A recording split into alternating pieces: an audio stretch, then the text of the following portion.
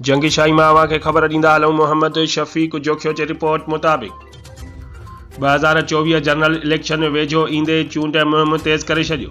ॻोठ सब्ज़ली बिरोहीअ में कार्नर गॾिजाणियुनि जा प्रोग्राम कयो वियो। ॻोठ सब्ज़ली बिरोहीअ में ॻोठ मुअज़्ज़ज़ शख़्सियत कादिर बख़्श पीराणी बिरोही इनायत बिरोही ॻोठाणनि वॾे तइदाद में शरीक थिया।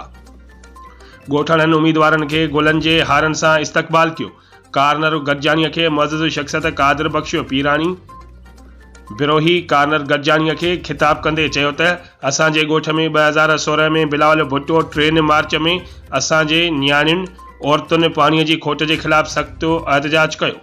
बिलावल भुट्टे असांजे ॻोठ लाइ करोड़े रुपयनि जी लागत सां आरओ प्लांट मुकमल थियो।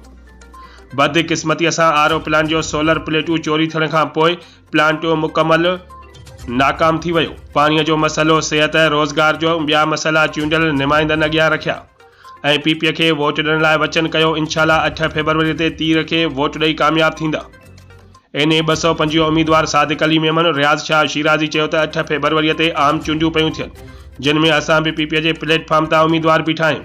अवाम खे घुर्जे त खेनि तीर जे निशान ते ठप हणी कामयाब कनि। असां अवाम जा समूरा मसइला हल कंदासीं। उन्हनि चयो त ज़िले में संदन साम्हूं को बि मज़बूत मुखालिफ़ उम्मीदवार नाहे। अवाम खे घुर्जे त खेनि वॾी लीड सां कामयाब कराइनि, जीअं पूरी सिंध अंदरि ज़िलो ठटो वॾी अक्सरत सां वोट खणंदड़ उम्मीदवारनि में शामिल थी वञे। उन मौक़े ते समूरनि बिरादरनि पारां संदन हिमायत करे खेनि वोट ॾेई कामयाब कराइण जी पिणु ख़ातिरी कराई वई।